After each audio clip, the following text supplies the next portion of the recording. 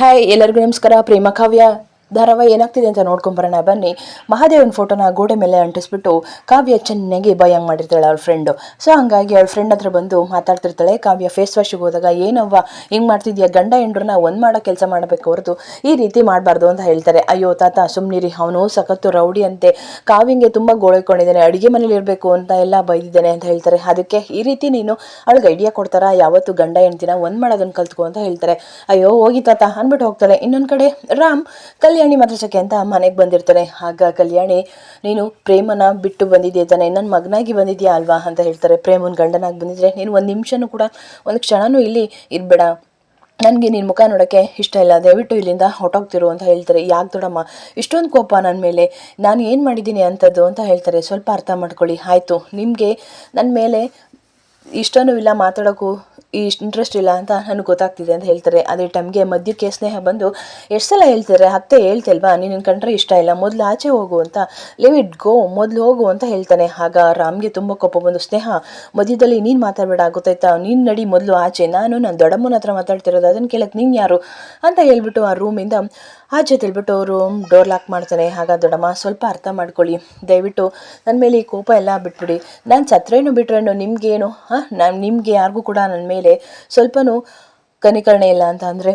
ಸರಿ ದೊಡ್ಡಮ್ಮ ನೀವು ಮಾತ್ರೆ ನುಂಗ್ತಿದ್ರಲ್ಲ, ಆ ಮಾತ್ರೆಗಳೆಲ್ಲ ಎಲ್ಲಿದ್ದೇವೆ ಅಂತ ಕೇಳ್ತಾರೆ. ಆಗ ಪಂಚಮಿ ಅಲ್ಲಿ ರೂಮ್ ಲಾಕ್ ಮಾಡಿದ್ದಾರೆ ಅಂತ ಹೇಳ್ತಾರೆ. ದೊಡ್ಡಮ್ಮ ನೀವು ತಗೋತಿರೋವಂಥ ಮಾತ್ರೆಗಳು ಒಳ್ಳೆಯವಲ್ಲ, ನಾನು ಒಬ್ಬ ಮಗನಾಗಿ ಒಬ್ಬ ಡಾಕ್ಟ್ರಾಗಿ ಹೇಳ್ತಿದ್ದೀನಿ, ದಯವಿಟ್ಟು ಇದೊಂದು ಮಾತಾದರೂ ಕೇಳಿ ದೊಡ್ಡಮ್ಮ ಪ್ಲೀಸ್ ಅಂತ ಹೇಳ್ತಾರೆ. ಆ ಮಾತ್ರೆಗಳು ತೊಗೊಳೋದನ್ನು ಇವತ್ತೇ ನಿಲ್ಲಿಸ್ಬಿಡಿ ಸಂಪೂರ್ಣವಾಗಿ, ಅದರಿಂದ ತುಂಬ ಅಪಾಯ ಇದೆ ನಿಮಗೆ ಅಂತ ಹೇಳ್ತಾರೆ. ನನ್ನ ಮಾತಾ ನೀವು ಕೇಳ್ತೀರ ಅಂತ ಅಂದ್ಕೊಂಡಿದ್ದೀನಿ, ನಾನು ಸತ್ರೆಟ್ರು ಬಿಟ್ರೆಷ್ಟು ನಿಮಗೇನು, ನೀನು ಮೊದಲಿನಿಂದ ಹೋಗ್ತಿರೋ ದೊಡ್ಡಮ್ಮ, ಪ್ಲೀಸ್ ನನ್ನ ಮಾತನ್ನ ಅರ್ಥ ಮಾಡ್ಕೊಳ್ಳಿ, ದಯವಿಟ್ಟು ಆ ಮಾತ್ರೆಗಳನ್ನ ನಿಲ್ಲಿಸ್ಬಿಡಿ, ಆ ಮಾತ್ರೆಗಳನ್ನ ಯಾವುದೇ ಕಾರಣಕ್ಕೂ ಕೂಡ ತೊಗೊಂಬಿಡಿ ದೊಡ್ಡಮ್ಮ, ಅವು ದಿನೇ ದಿನೇ ನಿಮ್ಮನ್ನ ಕೊಲ್ತಾ ಇದ್ದೇವೆ ಅಂತ ಹೇಳ್ತಾರೆ. ಏನು ಹೇಳ್ತಿದ್ಯಾ, ಹೌದು ದಯವಿಟ್ಟು ಮಾತ್ರೆಗಳು ತೊಗೊಳೋದನ್ನು ನಿಲ್ಲಿಸಿ ಅಂತ ಹೇಳ್ತಾರೆ. ಆಗ ಕಲ್ಯಾಣಿ ಎದ್ದೋಗ್ಬಿಟ್ಟು ಡೋರ್ನ ಓಪನ್ ಮಾಡ್ತಾಳೆ. ನೋಡಿದರೆ ಆಚೆನೆ ನಿಂತಿರ್ತಾಳೆ ಸ್ನೇಹ.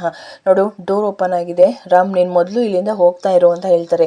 ದೊಡ್ಡಮ್ಮ ಅರ್ಥ ಮಾಡ್ಕೊಳ್ಳಿ ದೊಡ್ಡಮ್ಮ, ನೋಡು ನಿನ್ನ ಮಾತನ್ನ ಕೇಳೋ ಪರಿಸ್ಥಿತಿಯಲ್ಲಿ ನಾನಿಲ್ಲ ಗೊತ್ತಾಯ್ತಾ, ನಿಮಗೆ ನಿಮ್ಮ ಸಂಸಾರ, ನಿಮ್ಮ ಸುಖ ಸಂಸಾರನೇ ಹೆಚ್ಚು ನನಗಿಂತ ಅಂದಮೇಲೆ ಈ ದೊಡ್ಡಮ್ಮ ಬದುಕಿದ್ರಷ್ಟು ಸತ್ತರೆಷ್ಟು, ದೊಡ್ಡಮ್ಮ ಹೀಗೆಲ್ಲ ಮಾತಾಡಬೇಡಿ, ದಯವಿಟ್ಟು ನಾನು ಹೇಳಿದ್ದನ್ನು ಸ್ವಲ್ಪ ಅರ್ಥ ಮಾಡ್ಕೊಳ್ಳಿ ಅಂತ ಹೇಳ್ತಾರೆ. ಆಗ ಪಂಚಮಿ, ಮೊದಲು ನಿಮ್ಮ ಅಣ್ಣನ ಇಲ್ಲಿಂದ ಹೋಗೋಕೆ ಹೇಳು ಪಂಚಮಿ, ಇಲ್ಲಾಂದರೆ ನಿಜವಾಗ್ಲೂ ನನಗೇನಾಗುತ್ತೋ ನನಗೆ ಗೊತ್ತಿಲ್ಲ ಅಂತ ಹೇಳ್ತಾರೆ. ಅದೇ ಟೈಮ್ಗೆ ಅವಳು ಸ್ವಲ್ಪ ತಲೆ ಸುತ್ತು ಬರುತ್ತೆ. ದೊಡ್ಡಮ್ಮ ಅಂತ ಹೇಳಿದಾಗ, ನೀನನ್ನು ಮುಟ್ಬೇಡ ಗೊತ್ತಾಯ್ತಾ, ನಿನ್ನ ಮಗನೂ ಅಲ್ಲ, ನಾನು ನಿನ್ನ ಅಮ್ಮನೂ ಅಲ್ಲ, ದಯವಿಟ್ಟು ನೀನು ಮೊದಲು ಇಲ್ಲಿಂದ ಹೋಗ್ತಾ ಇರು ಅಂತ ಹೇಳ್ಬಿಟ್ಟು ಬೈತಾಳೆ.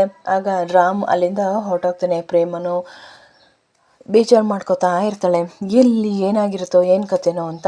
ಆಗ ಸ್ನೇಹ ಅದನ್ನೆಲ್ಲ ನೋಡಿ ಮನಸೊಳಗೆ ಖುಷಿ ಪಡ್ತಾ ಇರ್ತಾಳೆ. ಹೇಳಿರ್ತಾನೆ ಅತ್ತೆ ನೀನು ಮೊದಲು ಇಲ್ಲಿಂದ ಹೋಗು ಅಂತ ಹೇಳ್ತಾಳೆ. ಆಗ ರಾಮ್ ಮುಖ ಚಿಕ್ಕದು ಮಾಡ್ಕೊಂಡು ಹೋಗ್ತಾಳೆ. ಇನ್ನೊಂದು ಕಡೆ ದಾಮಿನಿನ ರೂಮ್ ಡೋರ್ ಲಾಕ್ ಮಾಡಿರ್ತಾಳೆ ಪಂಚಮಿ. ಅದೇ ಟೈಮ್ಗೆ ಅತ್ತೆ ಅತ್ತೆ ಅಂತ ಅವಳು ಕೂತ್ಕೊಂಡು ಬರ್ತಾಳೆ. ಸ್ನೇಹ ಎಲ್ಲೋಗಿದ್ಯಾ, ರೂಮ್ ಡೋರ್ ಯಾಕೆ ಮಾಡಿದ್ಯಾ, ಫಸ್ಟ್ ತೆಗಿ ಅಂತ ಹೇಳ್ತಾರೆ. ಅಯ್ಯೋ ಅತ್ತೆ ಆಚೆಯಿಂದ ಲಾಕ್ ಆಗಿದೆ ಅಂತ ಹೇಳ್ತಾಳೆ. ಲಾಕ್ ಮಾಡಿರೋದು ಕೀ ಎಲ್ಲಾದರೂ ಅಲ್ಲೇ ಇರುತ್ತೆ, ಫಸ್ಟ್ ತೆಗಿ ಅಂತ ಹೇಳ್ತಾರೆ. ಆಗ ಕೀ ಅಲ್ಲೇ ಇರುತ್ತೆ, ಕೀ ತೆಗೆದು ಹೋಗ್ತಾರೆ.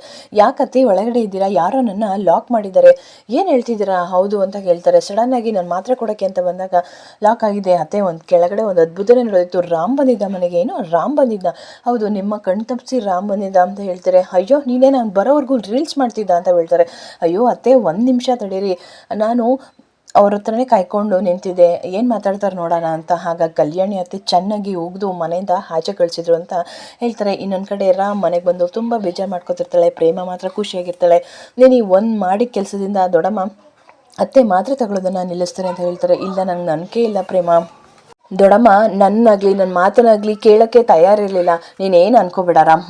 ದೊಡ್ಡ ಅತ್ತೆ ಮನಸ್ಸು ಒಳಗಡೆ ತುಂಬ ಚೆನ್ನಾಗಿದೆ ಆಯಿತಾ, ನಮ್ಮನ್ನು ಕಂಡ್ರೆ ಹಂಬಲಿಸ್ತಾ ಇದೆ, ಮೇಲೆ ಆ ಥರ ನೋಡೋಕೆ ಆ ಥರ ಇದೆ, ನೀನೇನು ಎದುರ್ಕೋಬೇಡ ಸುಮ್ಮನಿರು, ಅವರು ಮಾತ್ರೆ ನುಂಗಲ್ಲ ಬಿಡು ಅಂತ ಹೇಳ್ತಾರೆ. ಇನ್ನೊಂದು ಕಡೆ ಮಹಾದೇವನ ಕಾರು ಸಡನ್ನಾಗಿ ಬಂದು ಸೌಜನ್ಯಕ್ಕೆ ಅಡ್ಡ ನಿಲ್ಲುತ್ತೆ. ಅಂದರೆ ಕಾವ್ಯ ಫ್ರೆಂಡ್ಗೆ, ನಿಂಗೇನು ಕಣ್ಕಣಲ್ವಾ, ಹಿಂಗೇನು ಎಲ್ಲೋ ಇದೆಯಾ ನೀನು ಅಂತ ಬೈತಾ ಇರ್ತಾಳೆ. ನೋಡಿ ಇಳಿದು ಬಂದರೆ ಮಹಾದೇವ.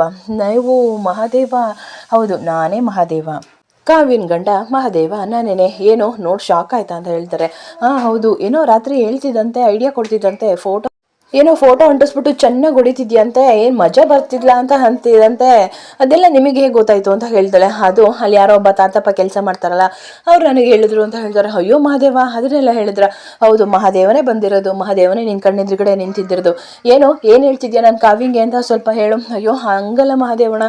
ಏನೋ ಮಹಾದೇವಣ್ಣನ ಏನೀಗ ಅಣ್ಣ ಪಣ್ಣ ಅಂತ ಹೇಳ್ತಿದ್ಯಾ, ಮಹಾದೇವ ಅಂತ ಅನ್ನೋ, ಗೊತ್ತಾಯ್ತಾ? ಅಯ್ಯೋ ಮಹಾದೇವ, ನಾನು ಆ ರೀತಿ ಎಲ್ಲ ಹೇಳಿಲ್ಲ. ನನ್ನ ಕಾವ್ಯನ ವಿಚಾರದಲ್ಲಿ ಹೆಂಗೆ ಅಂತ ಗೊತ್ತು ತಾನೆ. ನಾನು ಹೆಂಡ್ತಿ ಪಾಡಿಗೆ ಬಿಟ್ಟರೆ ಸರಿ ಆಯಿತು. ಇಲ್ಲಿ ಸಲ್ಲಿದ್ದೆಲ್ಲ ತಲೆಯೊಳಗೆ ತುಂಬಿದ್ರೆ ಅಷ್ಟೇ, ನಾನು ಏನು ಎಂಥ ದೊಡ್ಡ ರೌಡಿ ಅಂತ ಗೊತ್ತು ತಾನೆ ಅಂತ ಹೇಳ್ತಾರೆ. ಅದೇ ಟೈಮ್ಗೆ ಶ್ರೀನಿವಾಸ್ ಬರ್ತಾರೆ. ಅಯ್ಯೋ ಮಾದೇವಣ್ಣ ನೀವಾ ಅಂತ ಹೇಳ್ತಾರೆ. ಅಯ್ಯೋ ನಿಂಗೆ ಇವನ ಬಗ್ಗೆ ಗೊತ್ತಿಲ್ಲ ಕಣಮ್ಮ, ಸಖತ್ತು ರೌಡಿ ಕಣಮ್ಮ, 10 ಜನನ ತೆಗೆದು ಒಂದೇ ಸಲ ಬೇಕಾದ್ರೆ ಕುಕ್ಕರ್ಸ್ಬಿಡ್ತಾರೆ ಅಂತ ಹೇಳ್ತಾರೆ. ಹೌದಾ, ಅಷ್ಟೊಂದು ದೊಡ್ಡ ರೌಡಿನಾ ಅಂತ ಹೇಳ್ತಾರೆ. ಇನ್ನೊಂದು ಕಡೆ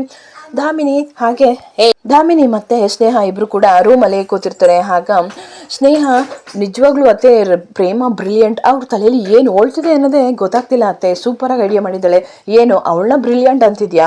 ನಾನು ಮಾಡಿರೋ ಕೆಲಸ ಮುಂದೆ ಅವಳು ಬ್ರಿಲಿಯಂಟು? ಅವಳು ಒಂದು ಸಣ್ಣ ಜರಿ ಅಷ್ಟೇ, ಒಂದು ಕಡೆ ಜರಿಯಾಗಿ ಹರಿಯಳು ಅಷ್ಟೇ. ಅವಳು ನನ್ನ ಮುಂದೆ ಬಚ್ಚನೆ ಬಿಡು ಅಂತ ಹೇಳ್ತಾರೆ.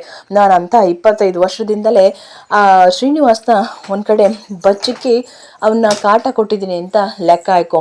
ಅವಳು ನನ್ನ ಮುಂದೆ ಬಚ್ಚನೆ. ಪ್ರೇಮ ಯಾವತ್ತೂ ಕೂಡ ನನ್ನ ಎದುರುಗಡೆ ಗೆಲ್ಲಕ್ಕೆ ನಾನು ಬಿಡಲ್ಲ, ಗೊತ್ತಾಯ್ತಾ? ಅವಳು ಯಾವುದೋ ಒಂದು ಪೋಖ್ರಿ ಐಡಿಯಾಸ್ ಎಲ್ಲ ಮಾಡ್ಬೋದು ಅಂತ ಮಾತಾಡ್ತಿರ್ತಾಳೆ. ಅದೇ ಟೈಮ್ಗೆ ಮಹೇಶ್ವರಿ ಬಂದು ಅದನ್ನೆಲ್ಲ ಕೇಳಿಸ್ಕೊತಿರ್ತಾಳೆ.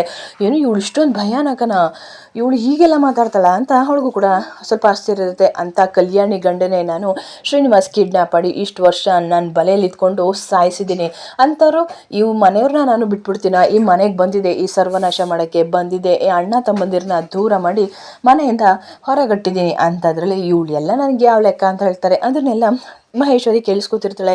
ಏನು ನಮ್ಮ ಸಂಸಾರನ ಒಡೆಯಕ್ಕೆ ಬಂದಿರಳೆ ಇವಳು, ಅಪ್ಪ ದೇವ್ರೆ ಇನ್ನೆಂಥ ನೀಚ ಹೆಂಗಸು ಇವಳು ಅಂತ ಹೇಳ್ತಾರೆ. ಅವಳು ನನ್ನ ಮುಂದೆ ಹೇಗೆ ಬ್ರಿಲಿಯಂಟ್ ಆಯ್ತಾಳೆ ಸ್ನೇಹ, ಆಯಿತಾ? ನಾನು ಆ್ಯಕ್ಚುಲಿ ಬ್ರಿಲಿಯಂಟು, ಅವಳು ನನ್ನ ಮುಂದೆ ಬಚ್ಚ ಹಾಗೆ ಹೇಳ್ತಾಳೆ. ಅವಳು ಎಂಥ ಈ ಪೋಖ್ರಿ ಐಡಿಯಾಸ್ ಎಲ್ಲ ಮಾಡಲಿ, ಸಡನ್ನಾಗಿ ನಮಗೆ ಶಾಕ್ ಕೊಡಲಿ, ಪರವಾಗಿಲ್ಲ, ನಾನು ಇವನ್ನೆಲ್ಲ ಎದುರಿಸಿ ನಿಲ್ತೀನಿ. ಈ ದಾಮಿನಿನ ಅಷ್ಟು ಸುಲಭವಾಗಿ ಎದುರಾಕೊಳ್ಳೋದು ಸುಲಭ ಅಲ್ಲ.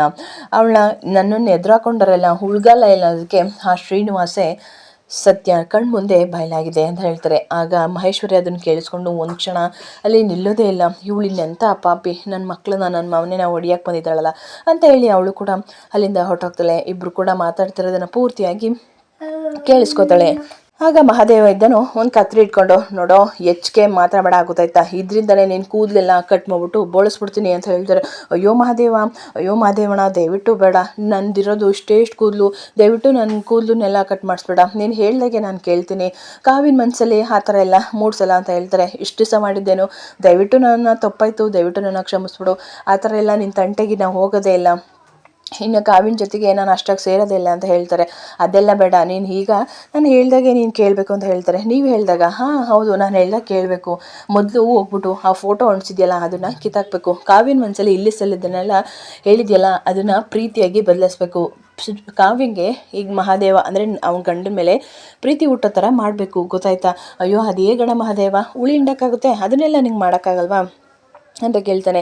ಸರಿ ಆಯಿತು ಮಾಡ್ತೀನಿ, ಇಲ್ಲಾಂದರೆ ಗೊತ್ತಲ್ಲ ಈ ಕತ್ರಿಯಿಂದ ನಿನ್ನ ಕೂದಲಿನೆಲ್ಲ ಕಟ್ ಮಾಡಿಸಿ ಬೋಳಿಸ್ಬಿಡ್ತೀನಿ ಅಂತ ಹೇಳ್ತಾರೆ. ಆಗ ಶ್ರೀನಿವಾಸು ಮೊದಲು ಒಪ್ಕೊಳ್ಳಮ್ಮ ಆಯಿತು ಅಂತ ಮಾಡ್ತೀನಿ ಅಂತ, ಮೊದಲು ಕಾವಿನ ಮನಸ್ಸನ್ನ ಬದಲಾಯಿಸು, ಗೊತ್ತಾಯ್ತಾ? ಇಲ್ಲ ಅಂತಂದರೆ ಈ ಮಹಾದೇವ ಕೆಟ್ಟ ಮನುಷ್ಯನಮ್ಮ, ಇಲ್ಲ ಅಂತಂದರೆ ಏನು ಮಾಡೋಕ್ಕೂ ಹೇಸಲ್ಲ ಅಂತ ಹೇಳ್ತಾರೆ.